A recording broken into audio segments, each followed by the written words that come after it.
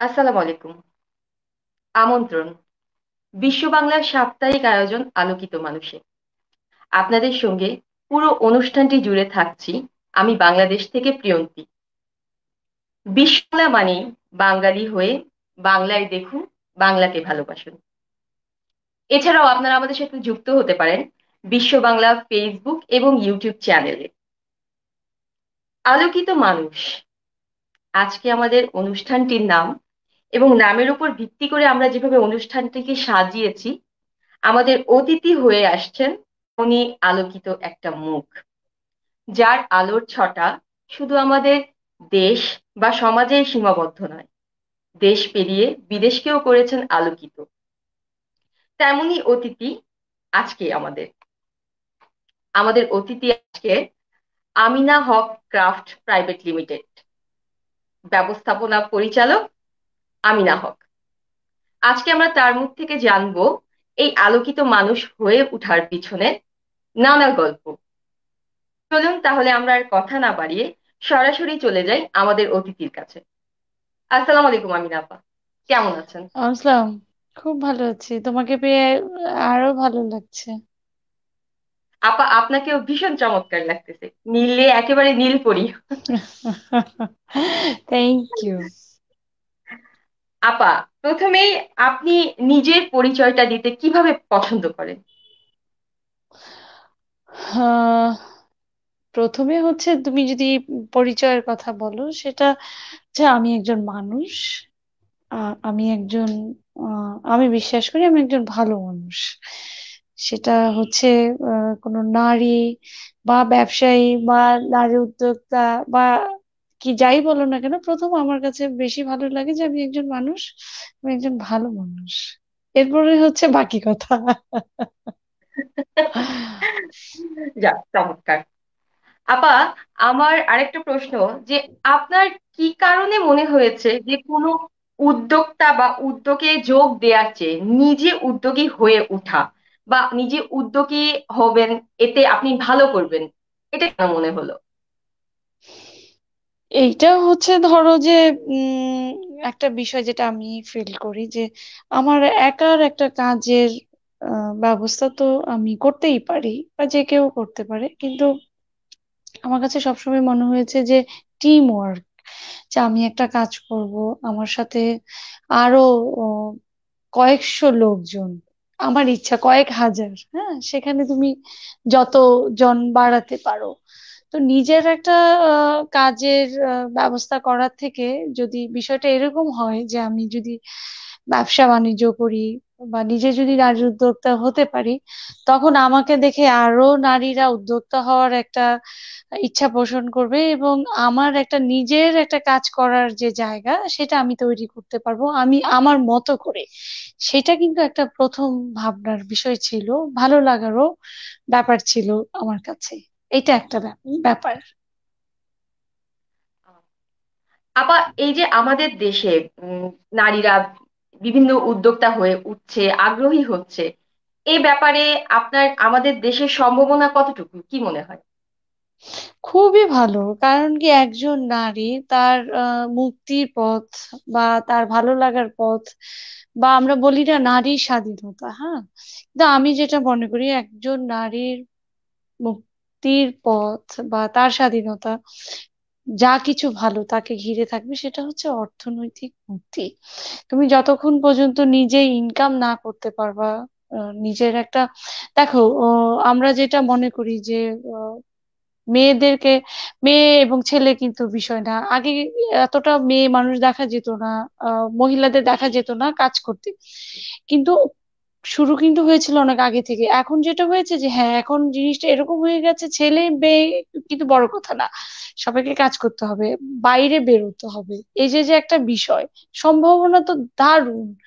দারুণ বলছি এই জন্য, এখন খুব কম মানুষকেই দেখা যায় যে কিছু করতে চায় না। দেখো, তুমি 10 জন মানুষের সাথে কথা বললে 9 জন মানুষই বলে যারা করছেন তো করছেন, যারা না করছেন যে আমি কিছু করতে চাই। এটা ভীষণ একটা ভালো দিক আমি বলবো। দারুণ একটা সম্ভাবনা আছে এবং অনেক নারীরা এখন কিন্তু এগিয়ে এসছেন কাজে, ব্যবসা বাণিজ্যে, তো বিভিন্ন প্রফেশন। এবং সবচেয়ে বড় কথা যে বিরোধী দলীয় নেত্রী প্রধানমন্ত্রী, স্পিকার, হ্যাঁ, স্বরাষ্ট্রমন্ত্রী, পররাষ্ট্রমন্ত্রী সবাই কিন্তু নারী।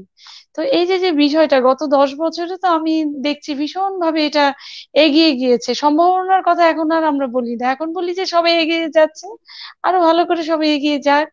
আমরা যারা নতুন, যারা আসছে তাদের সাথে আছি, যারা আমাদের আগে গিয়েছে আমরা তাদের পিছনে আছি, সাথে আছি। সেটা আসলে এরকম। ধন্যবাদ আপা। আপা, এই আমাদের উদ্যোক্তা, নারী উদ্যোক্তা বা পুরুষ উদ্যোক্তা যাই হোক না কেন, আমাদের দেশের এই যে ব্যাংক সাপোর্ট গুলা, এই ক্ষেত্রে মনে হচ্ছে, আপনার কি মনে হচ্ছে যে ব্যাংক থেকে আমরা কিভাবে সাপোর্ট পাচ্ছি, বা যারা উদ্যোক্তা হতে আসছেন চাইছেন তার কি ধরনের সাপোর্ট পাবেন ব্যাংক থেকে? এটা তুমি খুব সুন্দর একটা প্রশ্ন করেছো, তোমাকে অনেক ধন্যবাদ। মানে এই বিষয়টা নিয়ে না আমাদের আরো বেশি বেশি কথা বলা দরকার, উচিত। এবং বিভিন্ন অ্যাডভান্স যে ট্রেনিং গুলো হয়, হ্যাঁ, এখন বিভিন্ন ফাউন্ডেশন থেকে ট্রেনিং গুলো প্রোভাইড করা হয়, সেখানে কিন্তু এই বিষয়গুলো নিয়ে অনেক আলোচনা হয়, ওয়ার্কশপ হয়। এটা কিন্তু খুবই একটা কাজের কথা। যেটা আমি বলছি যে একজন যখন শুরু করে তখন কিন্তু তার ঘরের বা নিজের একটা পুঁজি থেকেই কিন্তু শুরু করে। কিন্তু সবসময় তো আসলে এইটা দিয়ে তুমি বিজনেসটাকে অনেক বড় করতে পারবে না। তুমি যত বিজনেস বড় করতে চাইবা তোমাকে তত কিন্তু ব্যাংকের থেকে বা যারা আহ, টাকা বিজনেসের জন্য লগ্নি করে তোমাকে সেই সাপোর্ট গুলো কিন্তু অবশ্যই নিতে হবে। সেই সহযোগিতা ছাড়া তুমি করতে পারবে না। এখন আমি বলবো যারা পুরনো তারা তো জানেন বিষয়টা, কিন্তু যারা নতুন বা যারা এখনো ব্যবসা শুরু করেছেন, ব্যাংকের সাথে ভাবছেন যে আমি লোনে যাব, আমি ব্যাংকের সাপোর্ট নিব, তাদের জন্য আমি বলবো যে প্রথম দিন থেকেই আপনার ব্যবসার হিসাব একদম সুন্দর করে পরিষ্কার করে খাতায় লিখুন। আপনার যত রকমের কাগজপত্র, খুব বেশি কাগজপত্র তা কিন্তু না, একটা ট্রেড লাইসেন্স, একটা হচ্ছে ব্যাংকের অ্যাকাউন্ট, এইগুলো আপনার বিজনেসে যা কিছু হবে, বিশেষ করে ইনকাম এবং এক্সপেন্ডিচার, দুইটা রেকর্ড আপনি আপনার বিজনেস প্রতিষ্ঠানে রাখুন এবং ব্যাংকের সাথে একটা লেনদেন করুন। অনেকে কিন্তু ভয় পায় যে আমাকে কেন ব্যাংক লোন দিবে। বিষয় কিন্তু তা না। ব্যাংকের থেকে আমি উম, যখন শুরু করেছি তখন 2000 সাল, আহ, 2000, হ্যাঁ, থেকে আমার ব্যবসাটা শুরু, প্রায় 19-20, প্রায় 20 বছর হয়ে গেল। কিন্তু আমি তখন থেকে দেখেছি যে ব্যাংক কিন্তু আপনাকে খুব সুন্দর সাপোর্ট করবে। তো সেই জন্য ব্যাংক অনেক আন্তরিক, পাশাপাশি আপনাকেও সেই আন্তরিকতার জায়গাটা, মানে কি নিজের জায়গাটাকে আহ হচ্ছে ভালো করে শক্তপোক্ত করার ক্ষেত্রে আপনাকে বেশি এগিয়ে আসতে হবে। সেই জন্য আমি বলবো যে প্রথম দিন থেকেই হলো যত রকম উম, নথিপত্র, হিসাবের, ব্যবসার, সেগুলো ঠিকঠাক রাখা এবং ব্যাংকের সাথে যোগাযোগ করা।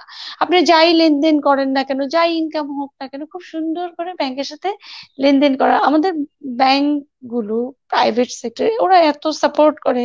আমি কিন্তু প্রথম দিকে, এখন খুবই আমি আনন্দের সাথে বলতে পারি যে আমার প্রথম দিকে কিন্তু আমি নিজে থেকে শুরু করলেও পরবর্তী সময়ে আমি যখন 1টা থেকে 5টা ব্রাঞ্চ করি বা যে প্রোডাক্ট গুলো আমি যখন আরো বড় করে আমি প্রোডাকশনে গেলাম, তখন কিন্তু আমাকে ব্যাংক খুব সাপোর্ট করেছে। এবং ওরা কিন্তু দেখছে যে আপনার লেনদেনটা যদি খুব ভালো করে হয়, ওরা আপনি যখন প্রথমে 10 লাখ টাকা নিচ্ছেন, হয়তো আপনাকে একদম শুরুতে হয়তো 3 লাখ টাকা দিয়ে শুরু করতে হতে পারে, পরে ওরা ডাবল করে দিচ্ছে, 3-এর জায়গায় 6 করে দিল, 6-এর জায়গায় 12 করে দিল।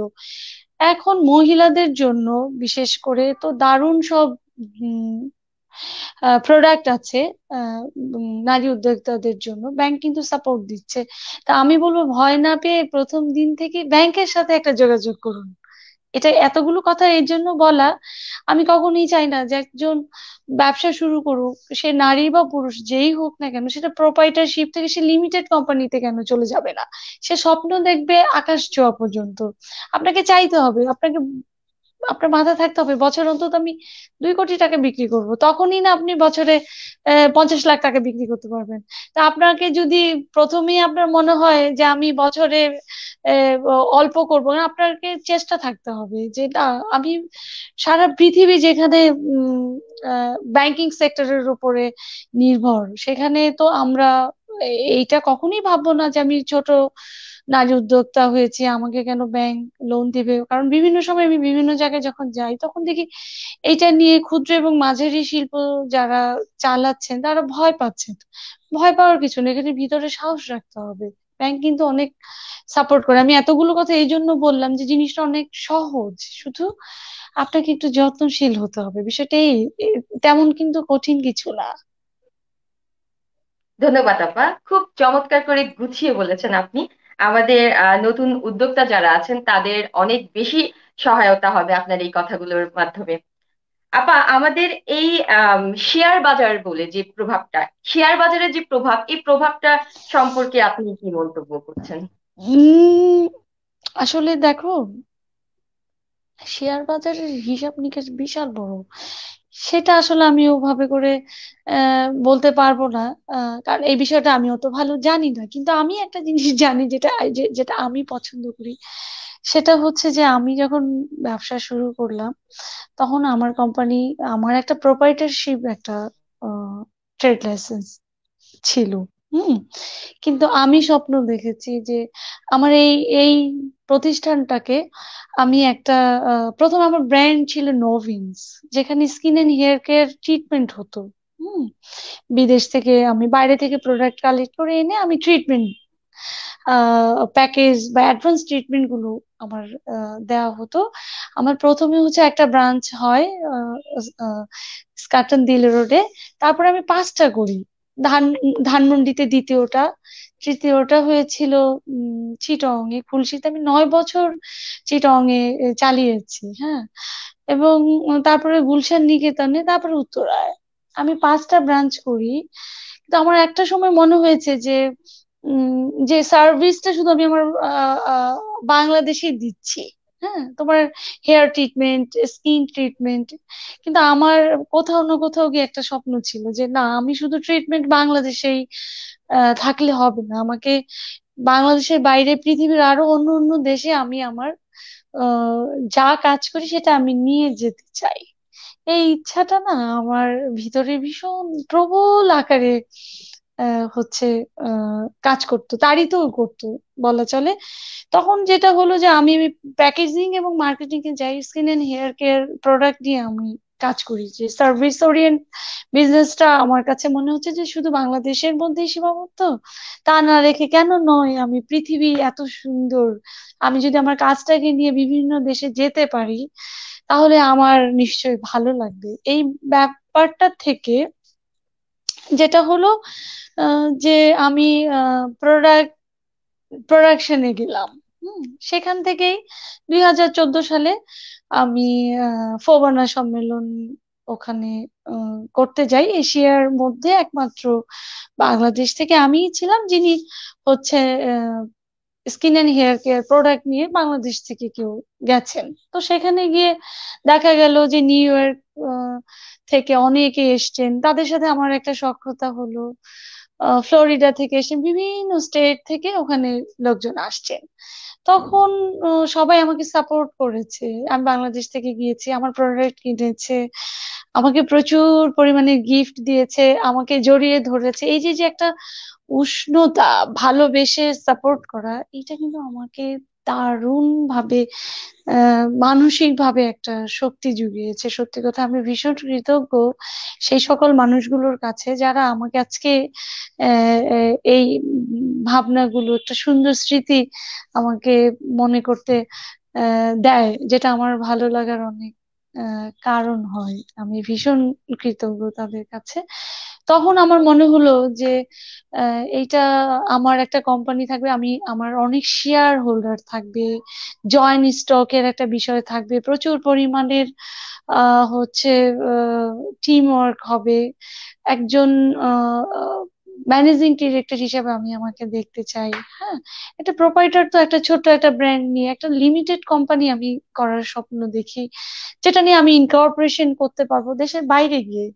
এই ভাবনাগুলো না আমার কাছে ভীষণ ভালো লাগে। আমি আগেই বলেছি যে শেয়ারের বিষয়টা আমি যতটা না না বুঝি, কিন্তু আমার কাছে এটা ভালো লাগে যে হ্যাঁ, আমার কোম্পানির তো আমি একটা শেয়ার চাইলেই সেল করতে পারি, মানে এইটা একটা কিন্তু বিষয় আছে।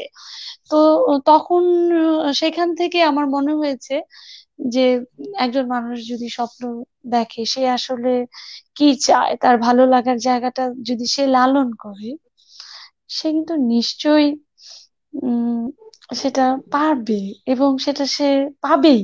এটা আমার বিশ্বাস। আমি কিন্তু ইনশাআল্লাহ। পেরেছি, আমি পেয়েছিও তাই। ধন্যবাদ আপা।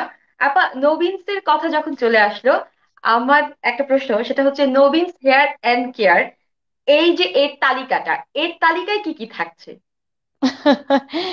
নভিন্স skin and hair care product, যেখানে বেশ কিছু প্রোডাক্ট আছে আমাদের হেয়ারের জন্য। হেয়ার গ্রোন অয়েল আছে, শ্যাম্পু আছে, প্রোটিন প্যাক আছে। এগুলো না সব হচ্ছে তোমার, দেখো আমি আমার প্রোডাক্টের কথা বলি, এগুলো আমার সিগনেচার। এগুলো হচ্ছে আমার লাইক একটা বুটিক্স, সিলেক্টিভ কিছু প্রোডাক্টস, সিলেক্টিভ কিছু ক্লায়েন্টের জন্য, যাদের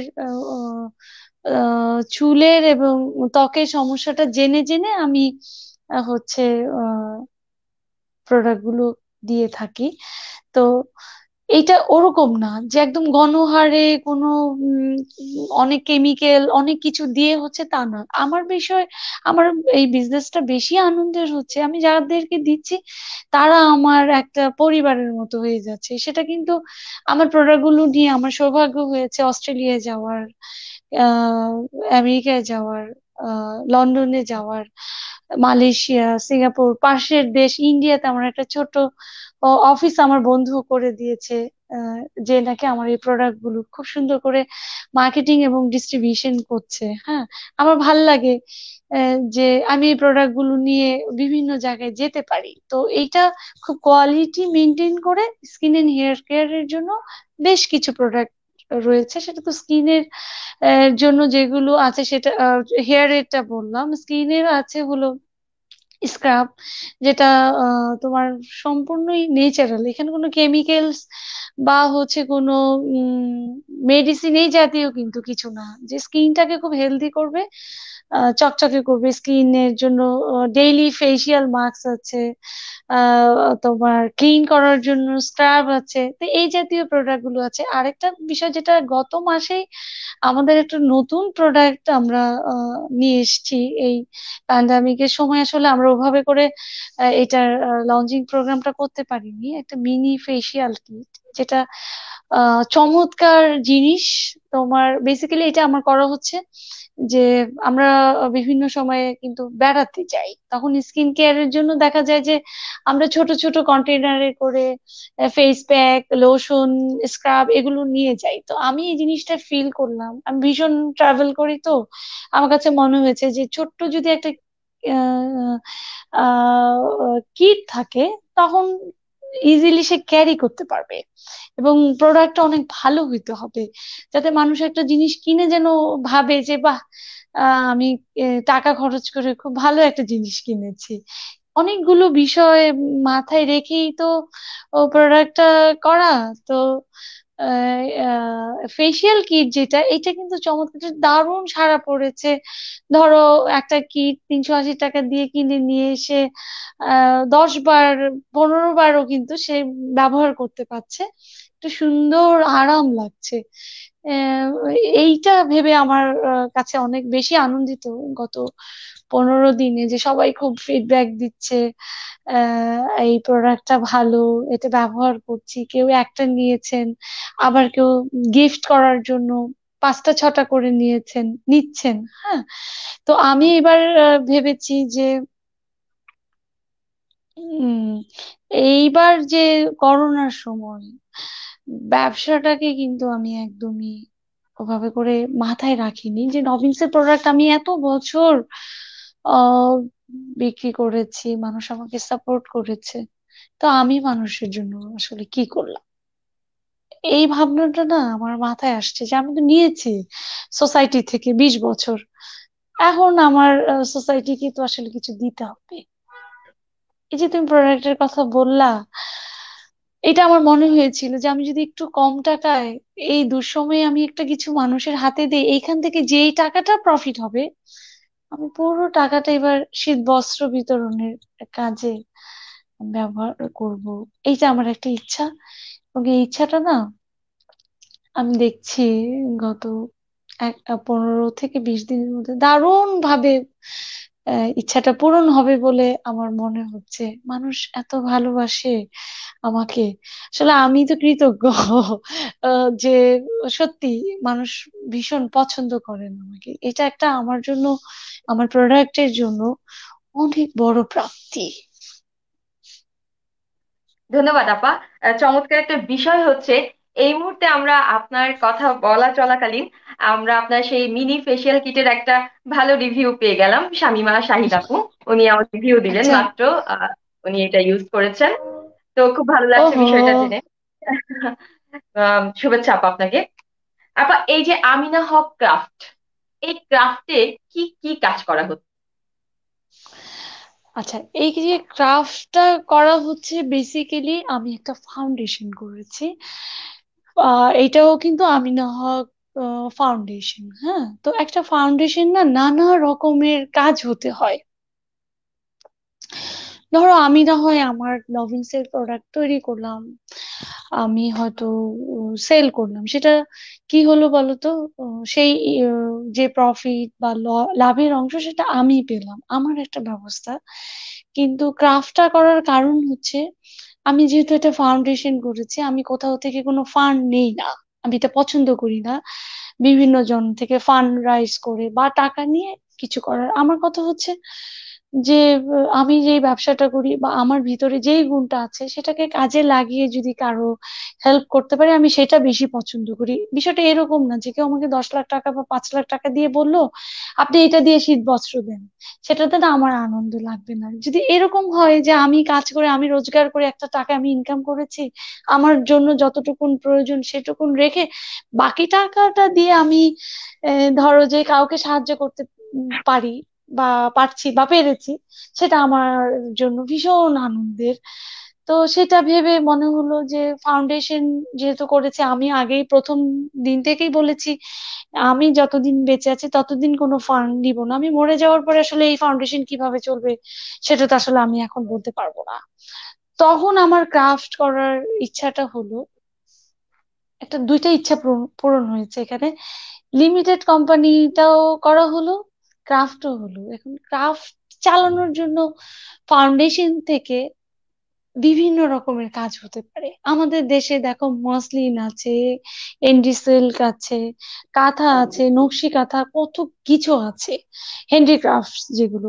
এগুলো যদি সুবিধা বঞ্চিত নারীরা ঘরে বসে থেকে কিছু কাজ করেন, সেই কাজগুলো যদি আমরা এক্সিবিশন করতে পারি, যেহেতু আমার বাইরের দেশে যাওয়া হয়, সেখানে যদি আমি আমার ফাউন্ডেশন থেকে যদি আমি এটা বলি যে এই কাজগুলো যারা করছেন এইগুলো কিনে তাদেরকে হেল্প করা যেতে পারে, বা তারা সরাসরি বিক্রির ব্যবস্থা, বিক্রয় বিপণন এগুলোর ব্যবস্থা করে দেওয়া যেতে পারে, তখন কিন্তু ফাউন্ডেশনটা চালাতে আমার জন্য অনেক সহজ হবে, বা আমি পারবো।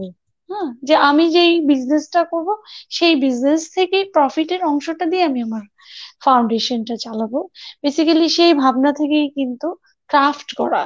কারণ ফাউন্ডেশনটা হচ্ছে নন প্রফিটেবল একটা অর্গানাইজেশন, যেখানে আমাকে টাকা দিয়ে ফাউন্ডেশনটাকে চালাতে হয়। হ্যাঁ, তো এই জন্য আসলে ক্রাফটটা করা, যাতে আমি ফাউন্ডেশনটাকে সুন্দর করে চালাতে পারি। আচ্ছা আপা, এই যে ফাউন্ডেশনটা, এই ফাউন্ডেশন করার কথা আপনার মাথায় কিভাবে আসলো? আর এর সাথে আমরা আরেকটা প্রশ্ন যুক্ত করতে চাই, সেটা হচ্ছে যে এই যে ফাউন্ডেশনটা, এই ফাউন্ডেশনটা চালানোর জন্য এই টাকার যোগানটা আসলে কিভাবে আসছে, যদি একটু জানান।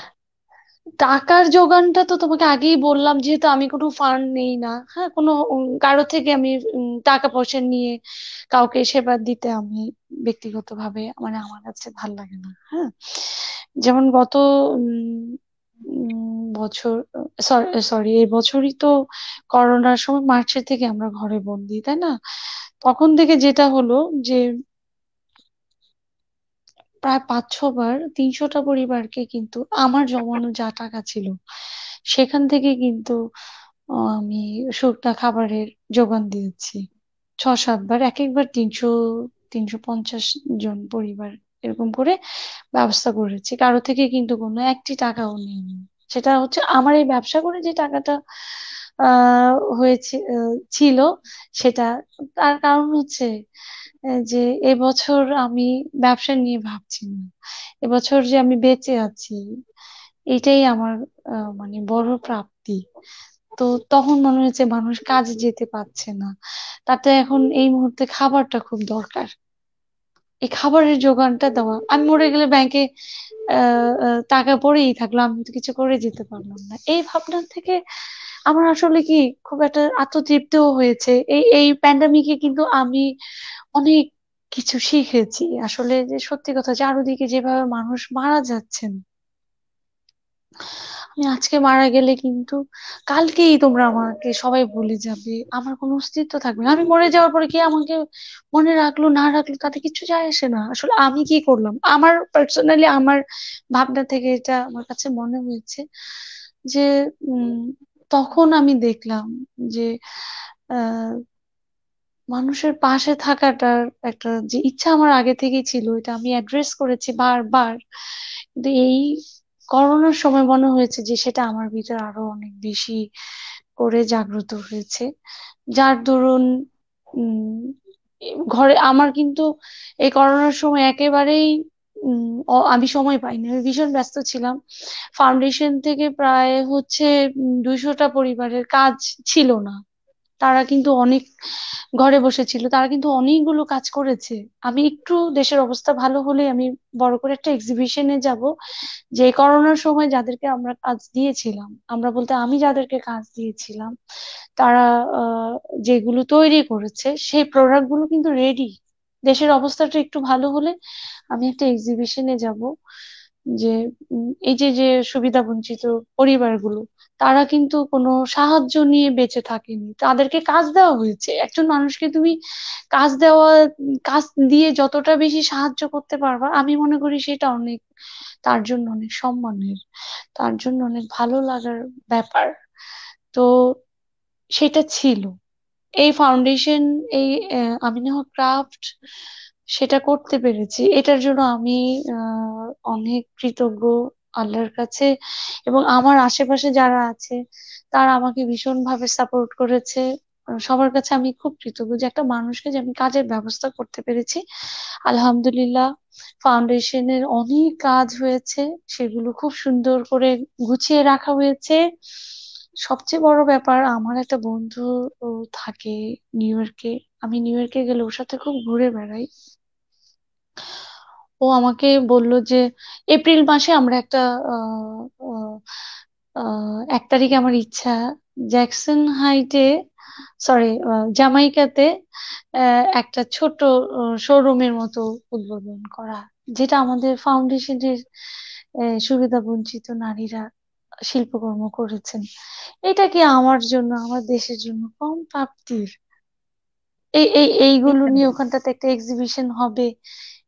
তো আমি তো কখনো ভাবিই নাই যে এই এই কাজগুলো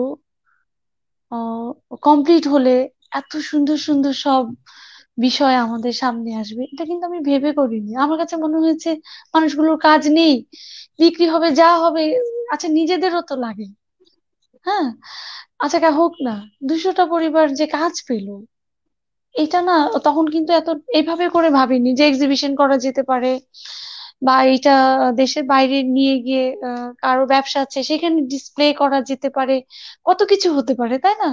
তখন কিন্তু এই ভাবনাগুলো মাথায় ছিলই না। এখন কিন্তু মনে হয়েছে বাহ, কি সুন্দর সুন্দর সব কাজ করেছে, কাঁথা তৈরি করেছে তারা, আহ জামার ইয়োগ তৈরি করেছেন, সুন্দর সুন্দর শাড়ি করেছেন, হ্যাঁ। তো এই যে এত সুন্দর সুন্দর সব কাজ তারা করেছেন, তো এগুলো কিন্তু এখন অন্য মাত্রা, একটা কি বলবো, এটা আমাদের একটা সাফল্য। আমাদের পুরো ফাউন্ডেশনের টিমের, আমি না ক্রাফটের টিমের, এইটা অনেক ভালো লাগবার একটা বিষয় এই মুহূর্তে। শুধু বেঁচেই আছি না, বলবো অনেক আনন্দের সাথে বেঁচে আছি। খুব সুন্দর বলেছেন আপা। খুব ধন্যবাদ আপা। এই মুহূর্তে আমাদের আরেকটা প্রশ্ন চলে আসছে। কিছু নারীরা আছেন বা পুরুষ যারা আম, সরাসরি বিক্রি করতে চান, এক্ষেত্রে তাদের কি করণীয়? আচ্ছা, সরাসরি বিক্রি করাটা তো অবশ্যই প্রথম, কারণ কি প্রথমে নিজেকে বিক্রেতা বানাতে হবে। আমি কিছু বানাই, সেটা প্রথমে আমাকে বিক্রি করতে জানতে হবে। সরাসরি অবশ্যই তাকে বিক্রি করতে, তোমার যত টাকাই সেল হোক না কেন, তোমার মাথায় থাকতে হবে জিনিসটা আমি বানিয়েছি, এটা আমার সন্তান, এটা কে সেইভাবে করে ভালোবেসে নিজেকে সরাসরি বিক্রি করতে হলে অনেকগুলো কিন্তু এখন মাধ্যম আছে। প্রথমত তিনি বেস করতে পারেন, যেহেতু এখন আমরা সবাই ঘরে থাকছি, এক ধরনের যুদ্ধ চলছে, এই সমস্যাটা তো থাকবে না। বিভিন্ন রকমের এক্সিবিশন করা, এটাতে বিক্রি হয়, অনেক নেটওয়ার্কিং তৈরি হয়, অনেক ভালো লাগার জায়গা তৈরি হয়। কারণ কি, তুমি একটা জিনিস বানালে, খুব ভালো করে বানালে, সুন্দর করে বানালে, এটা তো বিক্রি করতে হবে। সেই বিক্রি করাটার জন্য, মার্কেটিং এর জন্য তোমাকে অনেক বেশি হচ্ছে অ্যাক্টিভ থাকতে হবে। সেটা পার্সোনাল মার্কেটিং হতে পারে, নেটওয়ার্কিং বেশি বেশি করে তৈরি করতে, পিআরটা, পাবলিক রিলেশন যেটা, সেটা তোমাকে অনেক বেশি বাড়াতে হবে। এবং বিভিন্ন রকমের যে দেশে এবং দেশের বাইরে যে এক্সিবিশন গুলো আছে, সেগুলোতে অ্যাটেন্ড করতে হবে। তারপরে বিভিন্ন রকমের কোম্পানি আছে এখন, যারা তোমার পণ্যটাকে মার্কেটিং করে দিবে। সেই জাতীয় এজেন্সি কোম্পানিগুলোর থেকে তুমি সাজেশন নিতে পারো, তাদের সাথে কথা বলতে পারো, তারা তো অনেক এক্সপার্ট। তোমাকে সেই কোম্পানিগুলোর কাছে যেতে হবে। এখন এই মুহূর্তে আমার মনে হচ্ছে অনলাইনে থেকে, যে তুমি একজনকে 10টা তোমার কাপড় দেখাবা, তুমি কিন্তু চাইলেই ইনবক্সে দিয়ে দিতে পারো যে এরকম করে ফটোশুট করে, হ্যাঁ, মানে এটা এটা হচ্ছে এখন তার ব্যবসার ধরন অনুযায়ী তাকে মার্কেটিংটা করতে হবে। ধন্যবাদ আপা। আমাদের আরেকটা বিষয় যেটা সামনে চলে আসে, বিজ্ঞাপন ইন্ডাস্ট্রি। দেখা যায় ব্যবসায় বিজ্ঞাপন ইন্ডাস্ট্রির একটা বিশাল ভূমিকা আছে। তো এই ক্ষেত্রে আপা, আপনি এটাই কি বলতে চাচ্ছেন এই বিষয়ে, যদি একটু বলতেন। দেখো, একটা তো কথা হচ্ছে প্রচারেই প্রসার, কিন্তু তোমার কোম্পানির আসলে তোমার বাজেটটা কিরকম সেটার উপরে, যে তুমি বছরে কত টাকা বিজ্ঞাপনের জন্য খরচ করতে চাও। সব কোম্পানির তো একরকম বাজেট থাকে না, এটা হচ্ছে তাকে ঠিক করতে হবে। কিন্তু আমার যেটা হয়েছিল, আমি যদি আমার পার্সোনাল, আমার কোম্পানির পাবলিক রিলেশন বা বিজ্ঞাপন বা যা কিছু বলো না কেন, আমি যেটা করেছি, আমি আসলে কোনো কিছুই অত বুঝে যে করা তা না, আমার ভিতরে ছিল যে আমাকে কাজ করতে হবে। সেখান থেকে কাজ করতে করতে গিয়ে যেটা হয়েছে, সবগুলো না ক্লিক করে গেছে। এটা আমি ভীষণ লাকি যে আমাকে কষ্ট করতে হয়নি। ধরো যে আমি টেলিভিশনে চান্স নিয়ে কিন্তু লাইভ অনুষ্ঠান, এখন তুমি ফেসবুকে লাইভ করছো, সেম জিনিসটা আমি টিভির চান্স নিয়ে করেছি।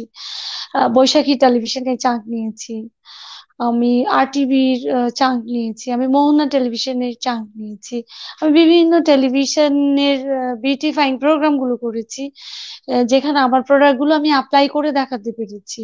হ্যাঁ, তখন সেভাবে করে কিন্তু আমার প্রচুর ক্লায়েন্ট তৈরি হয়েছে। আমার বিজ্ঞাপন আমি বানিয়েছি, যেটা দেশ টিভি, এটিএন, বাংলাভিশন বিভিন্ন চ্যানেলেও কিন্তু প্রচার হয়েছে। তো এটা যেমন ছিল খুবই সীমিত আকারে, বাট আমার মার্কেটিংটা ছিল ডিফারেন্ট।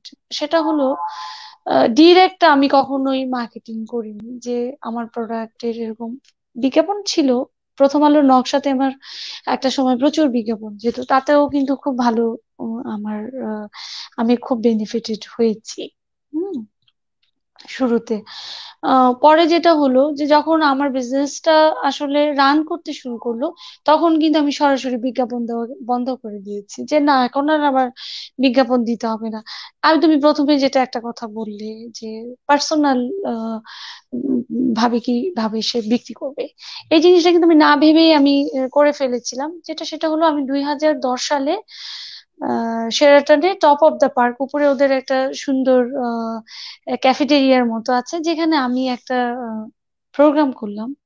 সেটা হচ্ছে এসিড সার্ভাইভার যারা আছেন সারা বাংলাদেশ থেকে, 10 জন এসিড এসিড দগ্ধ নারীকে আমি ঢাকায় নিয়ে আসি। এদেরকে আমি বিউটি পার্লারের প্রশিক্ষণ দিই, বিভিন্ন জায়গায় কাজের ব্যবস্থা করে দিই। তখন যেটা হয়েছিল, বিভিন্ন চ্যানেল থেকে, বিভিন্ন পত্রিকা থেকে কিন্তু আমার প্রচুর একটা নিউজ করে, যেটা আমার বিজনেসের জন্য আমার ভীষণ ভালো সাপোর্ট হয়েছিল। দেখো এইটাও কি হলো, আমি আহ, আহ, এটা কিন্তু আমি জানতাম না যে আমাকে আসলে এই যে যে কারো পাশে দাঁড়াতে, স্বাধীনভাবে বাঁচতে চাই, পাশে দাঁড়িয়ে এরকম করে কিন্তু আমার ফেসবুকে ছবি দেওয়া আছে। হ্যাঁ, আমি কিন্তু বুঝতেও পারিনি যে আমার এই প্রোগ্রামটার জন্য আমার জন্য এত ভালো কিছু অপেক্ষা করছে।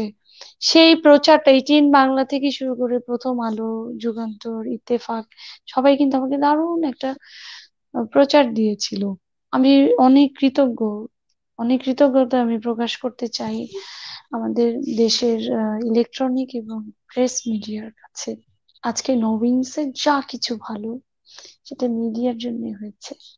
আমি যে খুব বেশি খরচ করেছি আমার কোম্পানি থেকে মিডিয়ার জন্য তা কিন্তু নয়, একটু একটু করেছে, কিন্তু আমি প্রচুর সাপোর্ট পেয়েছি, আমি ভীষণ লাকি।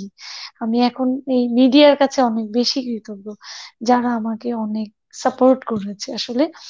যে আহ, বিষয়টা এরকম ছিল, কারোর জন্য ভালো করতে গেলাম, আদতে আমার নিজেরই ভালো হলো। আমার সারা জীবন সেটাই হয়েছে। আমি ব্যবসা করতে গিয়ে আসলে এই জিনিসটাই শিখেছি, এবং আমি সেটা বেনিফিটও পেয়েছি যে কারো ভালো করতে গেলাম, উল্টো আমার নিজেরই ভালো হয়ে আসছে কয়েক গুণ বেশি করে। বিষয়টা এরকম হয়েছে আসলে। চমৎকার একটা বিষয় আসলে। এই বিষয়টা সত্যি, যেটা আমরা ভালো করলে অবশ্যই আমরা ফিরতিটা ভালোই পাবো। আপা, এখন আমি যে প্রসঙ্গটা নিয়ে কথা বলবো আসলে এটা একটু বিব্রতকর, আমি নিজেও জানি। আর তবু আমাদের আসলে এই বিষয়গুলো নিয়ে একটু খোলাখুলি কথা বলা উচিত।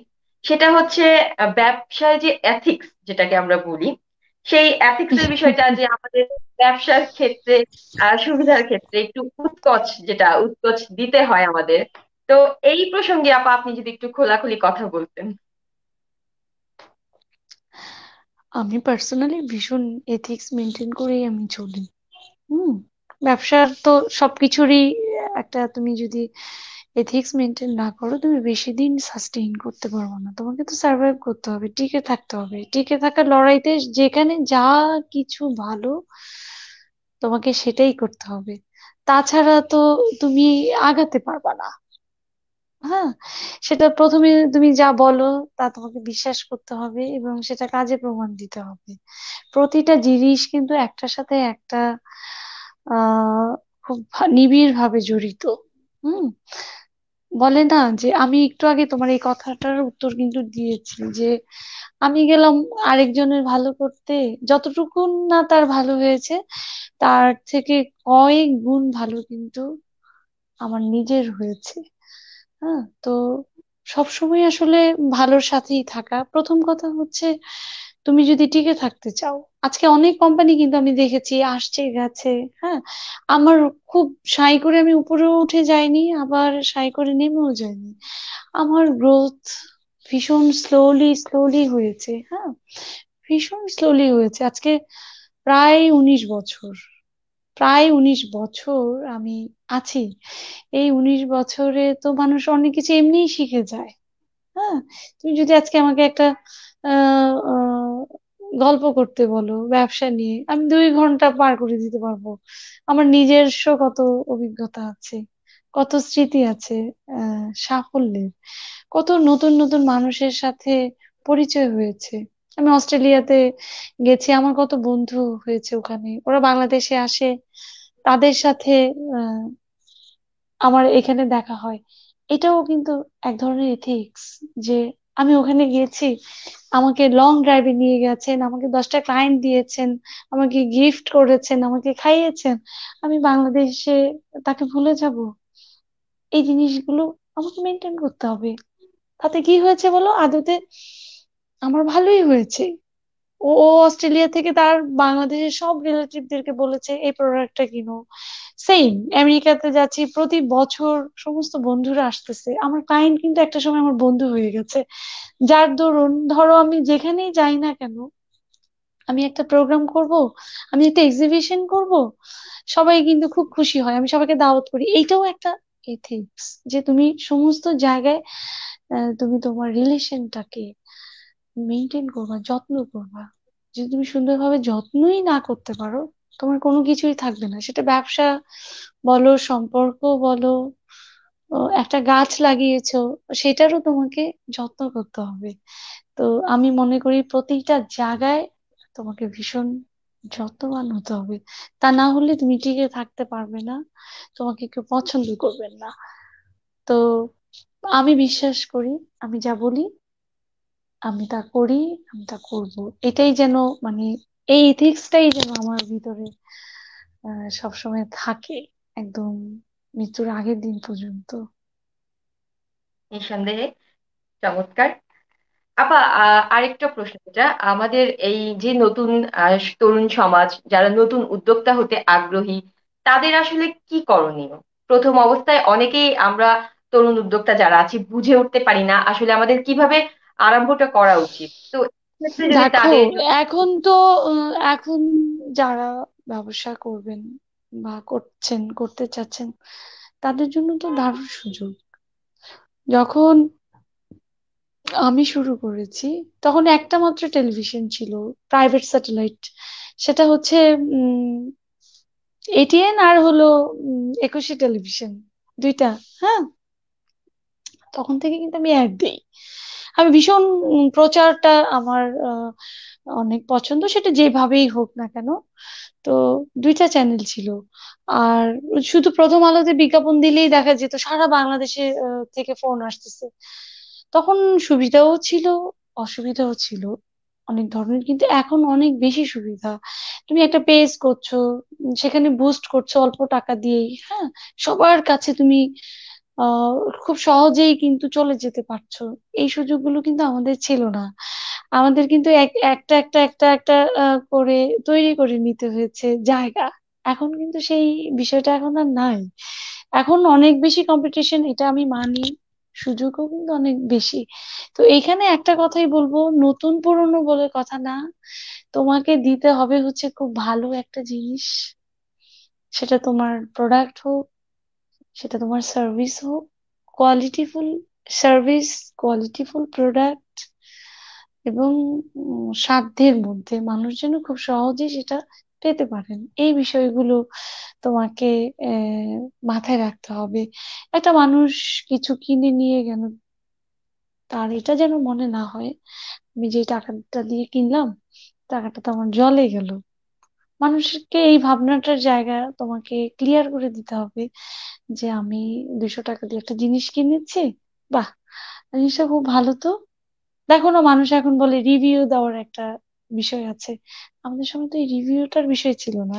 আমাদের সময় কি ছিল, এইটা নভিনসের এই অয়েলটা খুব ভালো, আমি ব্যবহার করছি, আপনি করতে পারেন। তখন একটা মানুষ যে তোমার এই প্রোডাক্টের কথা আরেকজনকে বলবেন, সেটার জন্য কিন্তু তোমাকে সেই জায়গাটা করে নিতে হবে।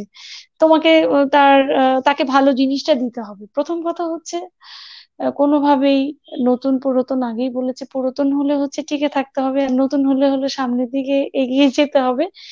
উম ভালো প্রোডাক্ট দেওয়া ছাড়া, ভালো কোয়ালিটিফুল জিনিস দেওয়া ছাড়া আসলে কোনো বুদ্ধি নাই, অন্তত আমার কাছে নাই।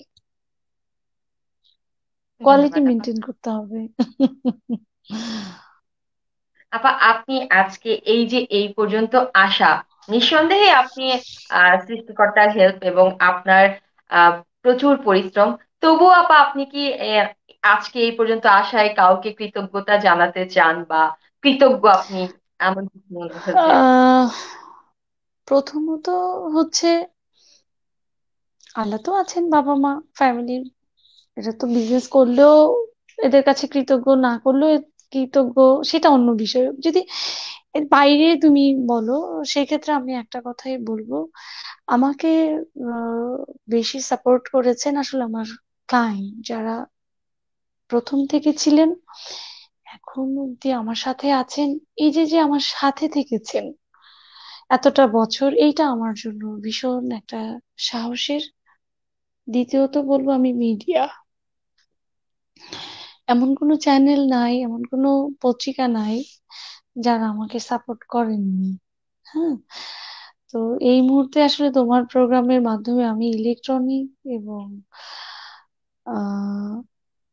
প্রেস মিডিয়ার কাছে ভীষণভাবে কৃতজ্ঞ যে আজকে শুরু থেকে এখনো পর্যন্ত তাদের ভালোবাসা, তাদের সহযোগিতা এবং আমার যারা ক্লায়েন্ট আমার সাথে ছিলেন ভালোবেসে, কোনো বিরক্ততা নিয়ে না, আমি তাদের কাছে ভীষণ কৃতজ্ঞ। এবং আমি চাইবো যে আমার সাথে এভাবে থাকলে হয় কি, আমার একটা সাহস থাকে, একটা সাহস আসে। আসলে আমার ক্লায়েন্ট কিন্তু আমার সাহস। ও, আমি সবসময় এটা মনে করি যে আমার প্রোডাক্ট যদি এরা না কিনতেন, প্রথমে তো কিনেন কি ভালোবেসে, যে আচ্ছা ঠিক আছে ও বলেছে একটা কিনি, কেনার পরে যখন ওনাদের ভালো লাগে তখন ওনারা কিনেন এবং তার বন্ধুদেরকে গিফট করেন বা কাউকে বলেন, এইভাবে এইভাবে করেই কিন্তু আমার পথ চলাটা অনেক সহজ হয়েছে এবং আমি দেশ বিদেশ ঘুরে বেড়াতে পারছি। আমি আমার নভিনসের প্রোডাক্ট গুলোকে নিয়ে দেশ বিদেশে যেতে পারছি ইনশাল্লাহ।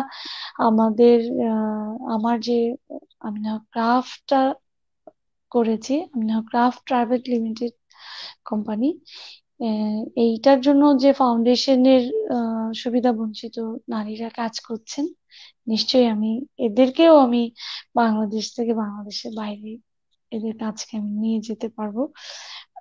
তুমি জেনে খুশি হবে, যখন আহ, আমি তো নিউ ইয়র্কে গিয়ে ভীষণ ঘুরে বেড়াই, ফ্লোরিডা যাই, লস এঞ্জেলস যাই, কি বলে এটাকে, বাফলোতে যাই। তখন সব বন্ধুদেরকে বললাম আমি এবার সামারে যাব, এরকম আমাদের একটা এক্সিবিশন আছে। সবাই এত সুন্দর করে বললো, ও হো, তাহলে নিউ ইয়র্কে যাওয়ার কথা ছিল, তাহলে তো এটা একটা সুযোগ, খুব ভালো হয়েছে, তুমি যখন আসবে তখন যাবো, আমাদের একটা বেড়ানো হবে।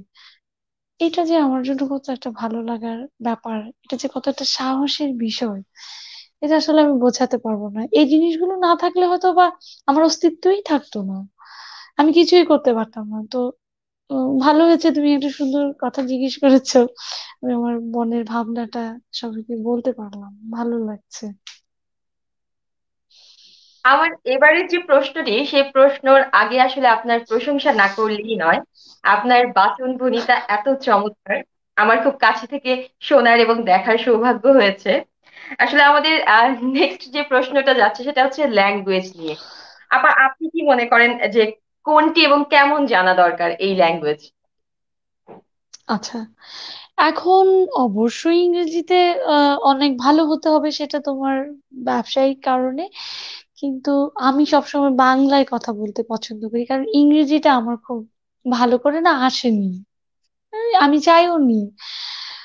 কারণ আমি আমার কথাটা, আমার ভাবনাটা আমি যেমন করে বাংলায় বোঝাতে পারবো যে আমার কোথায় আনন্দ হচ্ছে, কোথায় আমার ব্লিডিং হচ্ছে, কোথায় আমি কষ্ট পাচ্ছি, এটা কিন্তু আমি আমার মায়ের ভাষা ছাড়া বোঝাতে পারবো না। এটা হলো প্রথম কারণ, নিঃসন্দেহে। যার কারণে আমি কখনো চেষ্টাই করিনি ইংরেজিতে কথা বলা, আমি পারিও না। হ্যাঁ, আমি পারিও না। হ্যাঁ, এখন তুমি ধরো দেশের বাইরে গেছো, উনি তো আর ইংরেজি ভালো জানবেন না, আমি নিজে চলার জন্য যেটা দরকার সেটা তো অবশ্যই, তুমি ইন্টারন্যাশনালি মার্কেটিং তোমার প্রোডাক্ট নিয়ে তুমি বিভিন্ন জায়গায় যদি তুমি রিপ্রেজেন্ট করতে চাও চাও, তাহলে তোমার অফিসিয়ালি তোমার কাজের প্রয়োজনে সেটা জানার তো নিশ্চয়ই দরকার আছে, সেটুকুন তো আমরা জানতে পারি, সবাই জানতে চাই। কিন্তু ভাষার ক্ষেত্রে, লিখার ক্ষেত্রে আমার কাছে প্রিয় হচ্ছে বাংলা ভাষা। এটার কোনো বিকল্প নেই। আমি ফেসবুকে একটা কিছু লিখলেও আমি চমৎকার করে চেষ্টা করি বাংলায় লিখতে, কারণ আমি আমার অনুভূতির জায়গাটাকে বোঝাতে পারবো বাংলায় লিখে। নিঃসন্দেহে চমৎকার, লাখো শহীদের বিনিময়ে আসলে তুমি আমরা এই এত বাংলায়। এত এত প্রশ্ন করো, একটার পর এত প্রশ্ন কেন করো, আলোচনা করো, আমার তো তোমার সাথে কথা বলতে অনেক ভালো লাগছে। নিঃসন্দেহে আমারও খুব ভালো লাগছে আপা। আসলে প্রশ্নের মাধ্যমে আমাদের আলোচনাগুলো আরো এগিয়ে যাচ্ছে। আহ, আপা, আপনি সারাক্ষণ এত ব্যস্ত থাকেন, একটা আমাদের আসলে স্ট্রেস যে কথাটা সেটা চলে আসে। তা আপনি আপনার এই স্ট্রেস রিলিফ করার জন্য কি করেন? প্রথমত আমি ভীষণ ব্যস্ত থাকি না, আর আমি সারাক্ষণ আনন্দে থাকি। কারণ কি, আমি আমার আমার যে কাজটা করি এটার সাথে আমার দারুণ একটা প্রেম। আমি কখনোই ক্লান্ত হই না, আমার খুবই ভালো লাগে। এবং সবচেয়ে মজার ব্যাপার কি, আমি এত নদী, পানি, গাছ এগুলো পছন্দ করি যে আমার অফিস আগে ঢাকায় ছিল, এখন কিন্তু আমি ঢাকার একটু বাইরে নিয়ে গেছি। হ্যাঁ, সেদিন একজন বন্ধু আমাকে বলল যে এটা অ্যাপ্রিসিয়েট করতে হয় যে শহর থেকে একটু দূরে এইটা করাতে, এই যে দেখো এই জিনিসটা কিন্তু আমি না বুঝে একটা অনেক ভালো কাজ করে ফেলেছি। সেটা হলো, আমি চাইলে অফিস থেকে বের হয়ে আমি একটু নদীর পাড়ে যেতে পারি, আমার একটা গাড়ি আছে, আমি 16 কিলোমিটার দূরে আমি চলে যেতে পারি। আমার যে মান্থলি যে এক্সপেন্ডিচার ছিল সেটা অনেক কমে আসছে। হ্যাঁ, ওখানে অনেক তোমার রেন্ট সমস্ত কিছু কিন্তু আমি অনেক কম টাকায় পাচ্ছি। আবার আসার সময় আমি ফ্রেশ বাজার করে নিয়ে আসতে পারছি। হ্যাঁ, এই জিনিসগুলো কি হলো বলতো, আমাকে না কখনোই কোনো ক্লান্তি দিচ্ছে না। আমি আলুর চাষ করি, আমি ধানের চাষ করি, আমি সরিষা চাষ করি, আমি পাখির জন্য কাউন বুনি। পাখির প্রচুর পাখি আসে, এদের জন্য আমি কাউনটা বুনে দিই। পাখি যাতে কাউন খেতে পারে, আমি ভুট্টা উম, বুনে দিই, বাচ্চারা ভুট্টা আহ পুড়ে খেতে পারে। কারণ আমার একটা ছোট্ট বাগান বাড়ি আছে, সেখানে আমি সপ্তাহে একদিন যাই। আমি ভীষণ নেচারে থাকতে পছন্দ করি। তো আমার খারাপ লাগার সময়টা কোথায় বলো? আমি মাঝে মাঝে বলি, আচ্ছা আমার একটু মন খারাপ হয় না কেন, আয়েশ করে মন খারাপ হয় না কেন, এটা নিয়েও কিন্তু আমি ভাবি। আসলে আমার মন খারাপ হওয়ার মতো আমি ওইভাবে, আমি জানি না এটা কেন, যে ওই সময়টা আমি পাই না মাঝে মাঝে, সত্যি কথা কিন্তু। বলে আচ্ছা আমার তো একটু মন খারাপ হয় না কখনো? আমি সারাক্ষণ যে উম যা কিছু নিয়েই থাকি সেখানে আমি জানি না কেমন করে যেন আনন্দের জায়গাগুলো আমার ভীষণ রকমের আল্লাহ তৈরি করে দিয়েছেন। তো সেইগুলোর সাথেই থাকি, তো আনন্দেই আসলে বাঁচি। খুব একটা সময় কাটানোর যে আমাকে কষ্ট করতে হয় না। তো দেখা যায় যে এই অপেক্ষায় থাকি যে গত সপ্তাহে সরিষা ছিটিয়েছি, এই সপ্তাহে কতটুকুন বড় হলো। তারপরে এখন একটু একটু করে সামনে ফুল আসবে, আমরা পুরো গ্রুপ অধীর আগ্রহে আছি কখন সরিষা ফুল ফুটবে, আমরা সবাই গিয়ে ছবি তুলবো। আমি বলবো এই কথাটা এই জন্য বললাম, এটা তো সত্যি কথা। তুমি যদি একটা ভালো কাজের সাথে থাকো, তোমার সুন্দর সময় কখন তোমার জন্য কতক্ষণ ধরে অপেক্ষা করবে একটার পর একটা, তুমি নিজে কল্পনাও করতে পারো না। আমার ফেসবুক যদি কেউ দেখে সারাক্ষণই বলে তুমি এত আনন্দে থাকো, মানে তোমার ছবি দেখে বোঝা যায় এখানে এখানে এখানে। আমি ভীষণ কাজটাকে এনজয় করি, যার দরুন আমার আসলে সময় কাটানো নিয়ে ভাবতে হয় না। এটা একটা ব্যাপার। ভীষণ চমৎকার আসলে। আপা আপনার সাথে কথা বলার মাধ্যমে মনে হচ্ছে আমি নিজেও পার্সোনালি আমি শক্তির যোগান চলে আসছে আসলে। চমৎকার। আপা, আমরা আসলে এবার একটু ব্যক্তিগত প্রশ্নে আসি। আর হুম হুম। ব্যক্তিগত প্রশ্ন, আম, আপনার প্রিয় রং কি আপা? সাদা। আমি ভীষণ সাদা পছন্দ করি, খুব। সাদা রং আমার দারুণ পছন্দ। সেটা বিছানার চাদর হতে পারে, সেটা ফুল হতে পারে, সেটা কোনো খাবার হোক, সে সাদা রঙের খাবারগুলো আমার খুব বেশি পছন্দ করি। আমি ধরো উম জামা কাপড়, শাড়ি, যা কিছু বলুন না কেন, ইভেন আমাকে যদি কোনো প্লেটে খেতে দেয় সেটাও যদি সাদা হয় আমার কাছে খুব ভালো লাগে। আমি যদি আজকে নীল কালার পরেছি, আমার কিন্তু মনে মনে কিন্তু সাদাই ছিল, কিন্তু এটা আসলে আজকে একটু ঠান্ডা লাগছে, এটা পরে আরাম লাগবে বলে এই কালারটা পরা। সাদা আমার চমৎকার। ভীষণ পছন্দ। দারুণ লাগছে আপনাকে আপা। আপা আরেকটা থ্যাংক যেটা ইউ। প্রশ্ন সেটা হচ্ছে, আপনি এই যে ব্যস্ত থাকেন এত ব্যস্ততার মাঝে কখনো কি রান্না করা হয়? রান্নার সেই সময়টা পান বা করেন? আমি জানি না মানুষ কেন বলে সবাই আমাকে যে আমি খুব ব্যস্ত থাকি, আসলে তো আমি ব্যস্ত, ও আমার কাছে মনে হয় না আমি ব্যস্ত থাকি। কারণ কি, আমি ধরো যে উম, কি বলবো তোমাকে, রান্নার কথাটা তুমি আমাকে জিজ্ঞেস করলে, প্রতিদিন একটা কিছু রান্না না করলে আমার সেই দিন কমপ্লিট হয় না। যত যাই কিছু থাকুক, রান্নাটা আমার করতেই হবে। ধরো এটা আমার অনেক পছন্দের একটা বিষয়, আমি খুব ভালো রান্না করতে পারি। এবং আমি চাই, কেন বললাম আমি ভালো রান্না করতে পারি, তার কারণ হচ্ছে যে যারাই আমার রান্না খেয়েছেন সবাই বলেছেন যে ভালো হয়েছে। ইনফ্যাক্ট আমি নিজেও খেয়ে দেখি যে না, স্বাদ হয়। মনে হয় ভালোই রান্না করি, এবং আমি খুব পছন্দ করি। প্রতিদিন তো একটা কিছু রান্না করি, সবকিছুই তো আসলে একটা প্র্যাকটিসের ব্যাপার। প্রতিদিন রান্না করতে করতে রান্নার হাতটা ভালো হয়ে গেছে অ্যাক্সিডেন্টলি। ধন্যবাদ আপা। নিঃসন্দেহে আসলে এখানে বলতেই হয় যে আপনার রান্না খাওয়ার আমারও সৌভাগ্য হয়েছে, এবং দারুণ রান্না করেন আপনি। নিঃসন্দেহে আবার বলছি এসো, আবার এসো, রান্না করে খাওয়াবো। আপা। আপা, আমাদের আরেকটা প্রশ্ন যেটা হচ্ছে রাজনীতি, আমাদের দেশের রাজনীতি, যেটা আমরা আসলে সবাই একটু পাশ কাটিয়ে চলে যাই বা এই বিষয় নিয়ে কথাগুলো বলতে চাই না। তো আমার একটা প্রশ্ন হচ্ছে যে আপনার ভবিষ্যতে কি রাজনীতিতে আসার কোনো ইচ্ছা আছে, বা এটা নিয়ে কোনো কাজ করার ইচ্ছা আছে কিনা? আমার প্রথম কথা হচ্ছে যে উম একটা মানুষ যখন পৃথিবীতে আসেন, হ্যাঁ, তার আসলে কি কাজ, তার বেঁচে থাকাটা কি। আমি যদি আমাকে জিজ্ঞেস করো, আমি পার্সোনালি বলবো যে আসলে আমি এই পৃথিবীতে কেন এসেছি, আমার কি কাজ।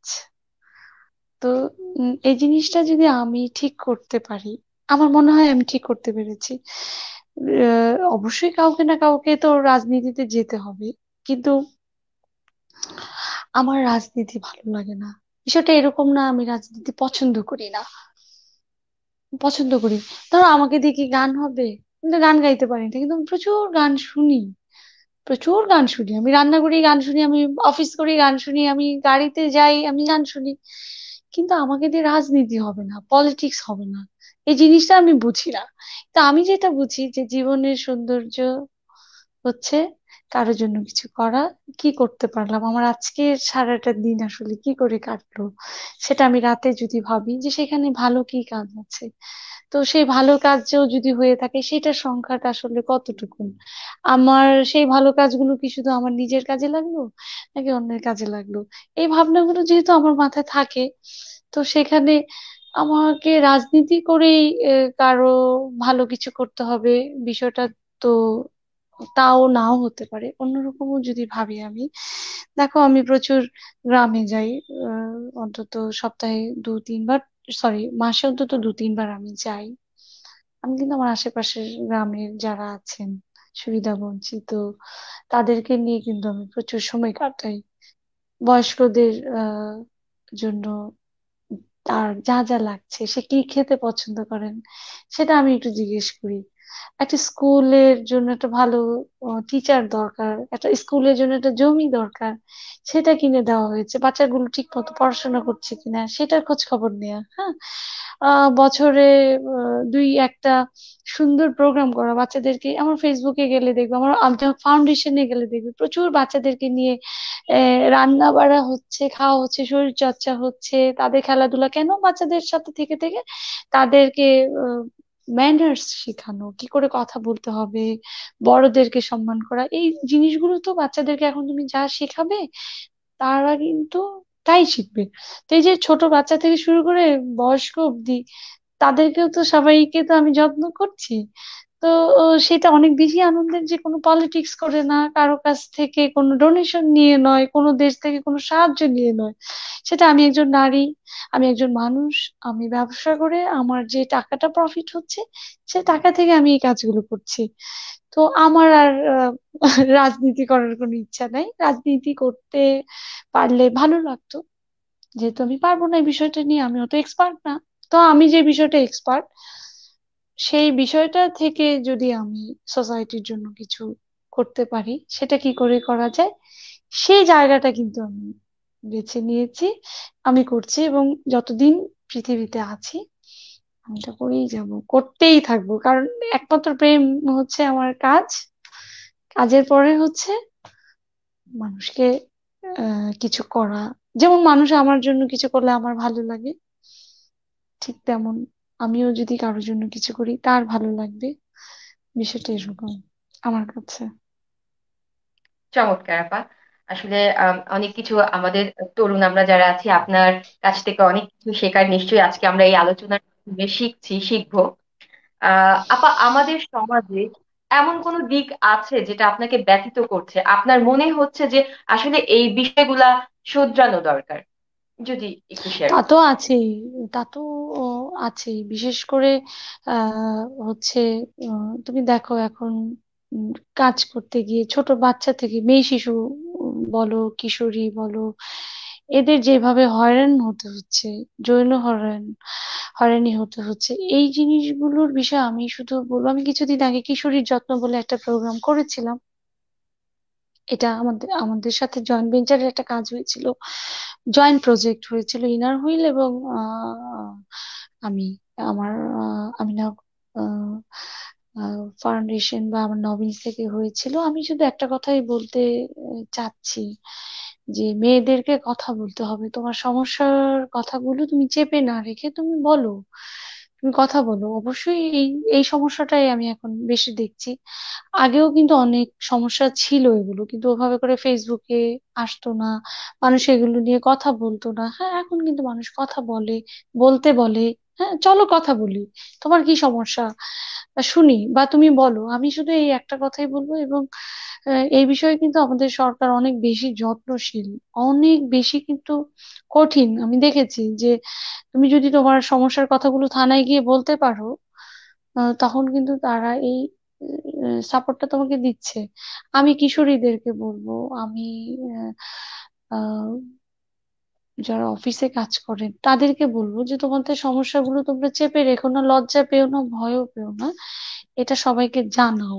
হ্যাঁ, তাহলে হবে কি, মানুষ ভয় পাবে তোমার সাথে সেই অনৈতিক আচরণটা সে করতে কিন্তু ভয় পাবে, একবার চিন্তা করবে যে এটা করলে যদি আমি ফেঁসে যাই। তাই না? কথা বলতে হবে।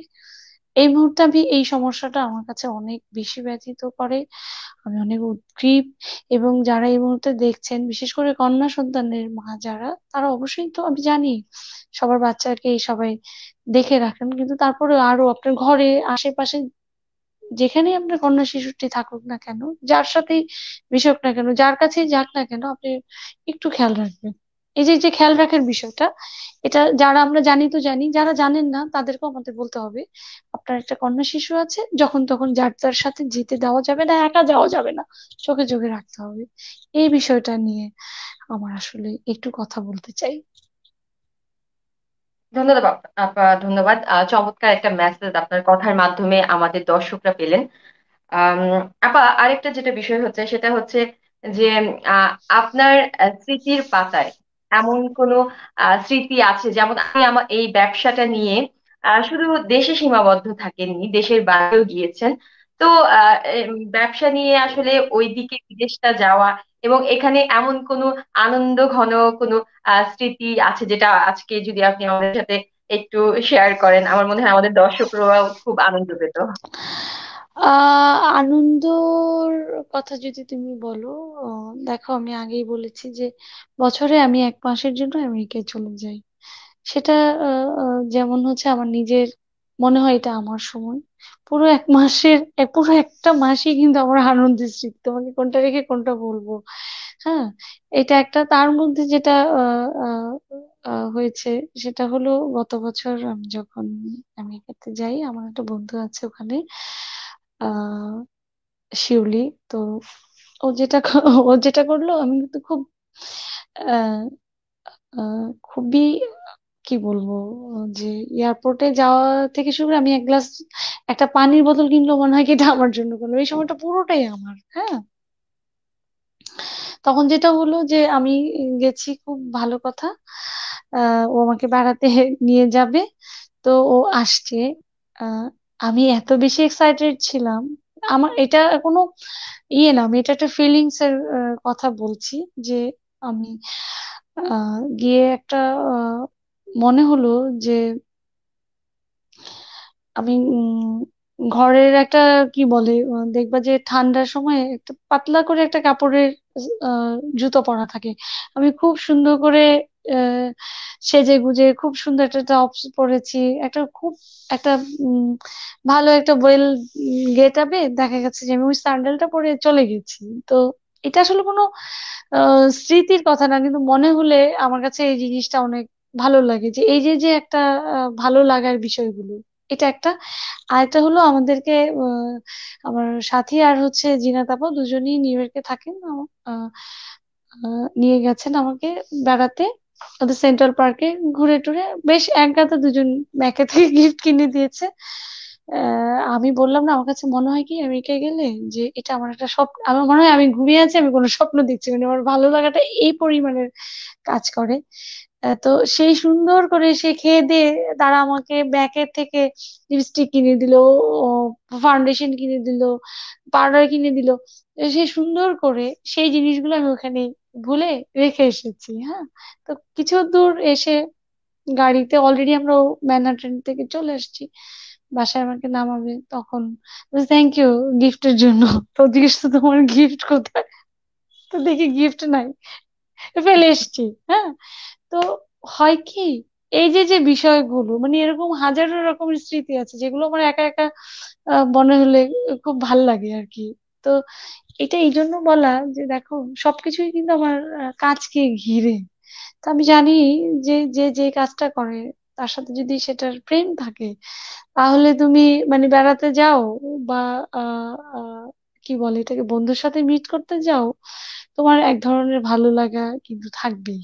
এরা কিন্তু আমার ক্লায়েন্ট থেকে আমার বন্ধু হয়েছে ওখানে। আহ, যে যে আমি 14 সাল থেকে এ পর্যন্ত প্রায় 8-9 বছর প্রতি বছরই যাই, তো তখন ওরা বলে যে মি টাইম, এটা আমার জন্য মি টাইম। তো এরকম হাজারো রকমের স্মৃতি আমার আছে যেগুলো মনে হলে আমার ভীষণ ভালো লাগে। বাহ, চমৎকার আপা। আপা, আসলে আহ, আমাদের প্রত্যেকের লাইফে একটা আইডল বা আদর্শ থাকে। তো যেটাকে আমরা আসলে সামনে ফোকাস করে আমরা এগিয়ে যেতে চাই। আহ, আমার এখন যে প্রশ্নটা সেটা হচ্ছে, আপনার আইডল বা আদর্শটাকে? প্রথমত, প্রথম দিকে যখন আমি শুরু করি ওরকম করে ভাবিনি, কিন্তু একজন মানুষকে তার ঘুরে তাকানোটা, হ্যাঁ, তার কিছু কিছু জিনিস, কখন যেন সে আমার আইডল হলো, কখন থেকে যেন আমি তাকে আহ, ভালো কিছু সময় মনে করি, এটা অনেক বছর পরে আমি অ্যাড্রেস করেছি। আমাদের যখন যমুনা সেতু হলো, হুম, এটা আহ দেখতে গেছেন আমাদের পিএম। আমি কিন্তু কোনো পলিটিক্স, রাজনীতি বা এই বিষয়গুলো কিন্তু আমার মাথায় নাই। হুম, আমাদের প্রধানমন্ত্রীকে আমি দেখলাম যে উনি এইভাবে করে তাকিয়ে দেখছেন আহ যমুনা সেতু উদ্বোধন করার সময়। আমি বলতে পারবো না তোমাকে, আমি আগেই বলেছি যে যে কোনো লিডারকে আমি, মহিলা যে কোনো লিডারকে আমার পছন্দ, কারণ তার মধ্যে ওই কোয়ালিটি আছে বলেই সে বিরোধী দলের নেত্রী। শেখ হাসিনা বলো, খালেদা জিয়া বলো, সবার এত, তারা কিন্তু তাদেরকে আহ একটা কিছু মানে অনেক ভালো লাগে, সেটা বিরোধী দলের হোক কি আমার প্রিয় প্রধানমন্ত্রী হোক না কেন, তার ওই বাঁকা হয়ে চাউনিটা যে আমাকে কি পরিমাণের মোটিভেশনাল একটা কাজ করেছে আমি তোমাকে বোঝাতে পারবো না। ওনার ছবি দেখলে মানে এই জিনিসটা, আমি জানি না অনেকে এটা শুনে আমাকে কিভাবে বলবেন, কিন্তু থাকে না অনেক সময় অনেকের কথা বলা, অনেকের সাজগোজ, অনেকের রান্না, অনেকের কাজকর্ম কিন্তু মানুষকে অনেক বেশি ইনফ্লুয়েন্স করে, কিন্তু আমাকেও কিন্তু নিঃসন্দেহে। করেছে নিঃসন্দেহে। আমি কিন্তু উম, সে আমার প্রিয় প্রধানমন্ত্রীকে দেখে আমার কাছে কিন্তু ভীষণ একটা আহ কি বলবো তোমাকে, এক ধরনের একটা সাহস কাজ করে। হ্যাঁ, উনি দেখি উনি মাছ ধরছেন, উনি রান্না করছেন, এই ছবিগুলো ফেসবুকে আসলেই না আমার মন থেকে আমি একটা লাভ চিহ্ন দিই। কোথাও না কোথাও গিয়ে ওনার এই পজিটিভিটিটা আমাকে ভীষণ ভাবে কিন্তু এনার্জি দেয়। এটা আমি ফিল করি যে সে সুন্দর ইয়ে দেখছেন, পদ্মা সেতু দেখতে গেছেন, তুমি দেখেছো কিনা ছবিটা, সুন্দর করে সে একটা সেলফি তুলতেছেন, ছবি তুলতেছেন, ব্যাডমিন্টন খেলছেন, রান্না করছেন, মাছ ধরছেন, ক্যাপ লাগিয়ে আহ, খেলা দেখছেন। তার এই অ্যাক্টিভিটিস গুলো আমাকে ভীষণ ভাবে কিন্তু পজিটিভ এনার্জি দেয়। হুম। তার মতো আমি হতে চাইছি তা বলবো না, আমি বলছি সে তো অনেক বড় একজন আমাদের প্রিয় প্রধানমন্ত্রী, কিন্তু তার পজিটিভিটি তো ভাবতে কোনো সমস্যা নাই, আমাকে তার পজিটিভিটি কিন্তু আমাকে ভাবায়। সত্যি কথা, আমি এক ধরনের এনার্জি পাই, এটা আমার দারুণ ভাবে কাজ করে আমার ভিতরে, আমি খেয়াল করেছি এটা। বাহ, চমৎকার আপা। আসলে আমরা অনুষ্ঠান একেবারেই দোরগোড়ায় চলে এসেছি। আসলে আপনার সাথে কথা বলতে, আলোচনা করতে আপা এতটাই ভালো লাগছে, ইচ্ছে করছে না যে আলোচনা শেষ করি, কিন্তু তবুও আমাদের শেষ করতেই হয়। তো আপা, আপনার আজকে এই আমাদের আয়োজনে এত ব্যস্ততার মধ্যে আমাদের সময় দিয়েছেন, আমাদের সাথে আলোচনা করেছেন, আপনার কাছ থেকে আমরা অনেক কিছু শিখেছি। আপনাকে অসংখ্য ধন্যবাদ আপা, অসংখ্য ধন্যবাদ আপনাকে। প্রথম কথা হচ্ছে, আমি ভীষণ ফ্রি ছিলাম আজকে। আমি এই টোটাল সময়টাতে ভীষণ আনন্দ পেয়েছি। তার কারণ আমার অনেক আহ নিজের একান্ত আনন্দের জায়গাগুলো তোমাদের কারণ আমি মনে করতে পেরেছি। আমি এই প্রোগ্রাম যারা আয়োজন করেছেন তাদের কাছে ভীষণ কৃতজ্ঞ। আমার এই যে একটা ঘন্টা এত সুন্দর যে সময় কাটানোর সুযোগ করে দেওয়া হলো, একটা ব্যবস্থা করা হলো, সেটার জন্য আমি খুব খুশি। আমি ভীষণ ভীষণ ভাবে ধন্যবাদ জানাচ্ছি তোমাকে এবং দাদাকে, এত সুন্দর একটা অনুষ্ঠানে আমাকে এত সুন্দর একটা সময় উপহার দেওয়ার জন্য। ধন্যবাদ আপা। বিশ্ব বাংলার পক্ষ থেকে আপনাকে অনেক ধন্যবাদ, শুভেচ্ছা রইলো আপনার জন্য। আম, আসলে আমরা একবারে অনুষ্ঠানের দোরগোড়ায় চলে এসেছি। আম, যদিও শেষ করতে ইচ্ছা করতেছে না, এত চমৎকার একটা মানুষ আলোচনা করলাম, তিনি আমাদের সময় দিলেন। আসলে আমাদের কিছু করার নেই, তবুও শেষ করতে হয়। আম, আমরা আজকে এই অনুষ্ঠান আলোকিত মানুষ, এরকম আলোকিত মুখগুলো দিয়ে সাজিয়েছি, এবং ভবিষ্যতে নিশ্চয়ই আরো সাজাবো। এরকম আলোকিত মানুষটাই আলোকিত করবে আমাদের এই অনুষ্ঠানটা। আপনাদের সবাইকে আগামী মঙ্গলবার আমরা আরেকটা আলোকিত মানুষ নিয়ে হাজির হব, অতিথি নিয়ে হাজির হব আপনাদের সামনে। আপনাদের সবাইকে আমন্ত্রণ রইল সেই অনুষ্ঠান দেখার জন্য।